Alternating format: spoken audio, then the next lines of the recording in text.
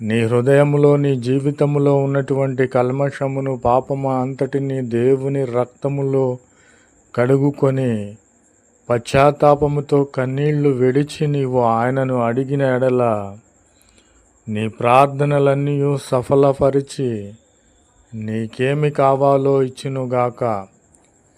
ఆమేన్. నా ప్రియమైన సహోదరి సహోదరులారా, మీకు ఏమి కావాలో అడగండి.